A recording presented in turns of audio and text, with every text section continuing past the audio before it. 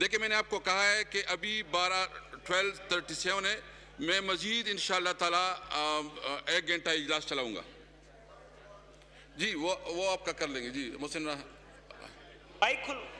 محسن صاحب بہت شکریہ اسپیکر اس صاحب. کے بعد آپ کو سب کو دیتے آپ تشریف رکھیں جناب پلیز. اسپیکر، میں سب کو موقع دیتا ہوں. آپ اگر کھڑے ہوں گے تو مناسب نہیں ہوگا. میں نے نوٹ کیا ہے اپنے ساتھ. میں سب کو موقع دیتا ہوں. گورنمنٹ ریسپانڈ کرے گی. جناب اسپیکر، یہ جو ایشو ہے، اس ایشو پہ بالکل زراعت سے متعلق ایشو ہے اور ہمیں اس کے اوپر سیاست نہیں کرنی چاہیے. ہمیں اس کا سلوشن تلاش کرنا چاہیے. جی کنفیوژن یہ ہے کہ جب یہ 18ویں ترمیم کی بات کرتے ہیں تو ایشو یہ ہے کہ کچھ ایسے ایریاز ہیں جو کہ ہارٹی کلچر میں آ جاتے ہیں.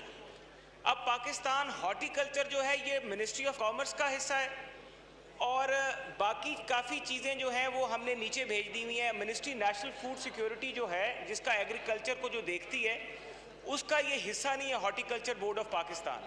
یہ ایک بورڈ ایگزسٹ کرتا ہے اور اگر اس بورڈ کو ہم دوبارہ سے ریوائیو کریں اور اس بورڈ کو چلائیں یا اس بورڈ کو ہم لے کر آئیں منسٹری نیشنل فوڈ سیکیورٹی کے نیچے، تو وہ بہتر کام کر سکتا ہے. کیونکہ پرابلم یہ ہے کہ جس طرح میرا تعلق ہے اورنج جہاں پہ اگایا جاتا ہے، میری ڈسٹرکٹ میں $200 ملین کا صرف کنو کا ٹریڈ ہوتا ہے پاکستان سے باہر.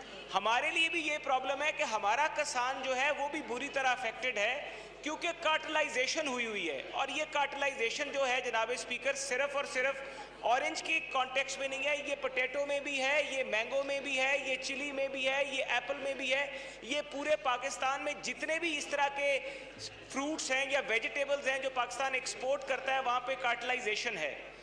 ہمیں یہ کرنے کی ضرورت ہے کہ ماضی میں پچھلے ٹینیور میں جب ابھی ہوا یہ کہ ڈالر انکریز ہوا تو سرگودا میں 1 من کنو کی قیمت $800 اس وقت بھی تھی جب ڈالر $121 کا تھا.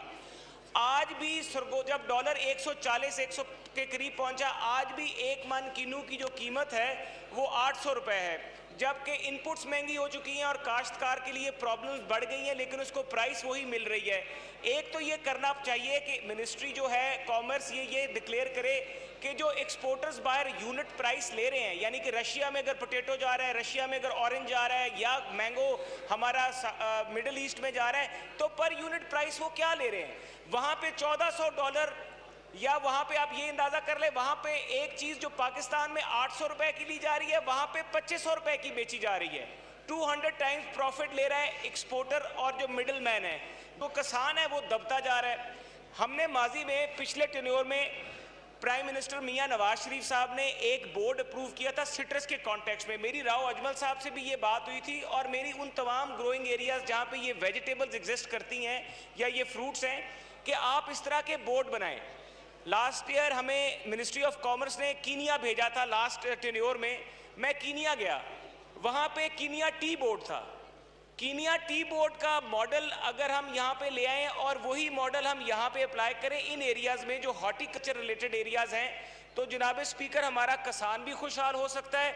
اور یہ جو 18ویں ترمیم کا معاملہ ہے اور جو ہمیں ہمیشہ سننے کو ملتا ہے کہ وفاق کا تعلق کوئی نہیں ہے، اگر ہارٹی کلچر وفاق میں کامرس منسٹری کے نیچے ہے تو یہ وفاقی گورنمنٹ کا سبجیکٹ ہے. یہ شاہ محمود قریشی صاحب جا کے بے شک چیک کریں، فائنانس منسٹر آنریبل جا کے دیکھیں کہ ہارٹی کلچر اگر بورڈ ایگزسٹ کرتا ہے، اس ہارٹی کلچر بورڈ نے آج تک کام کیا کیا ہے.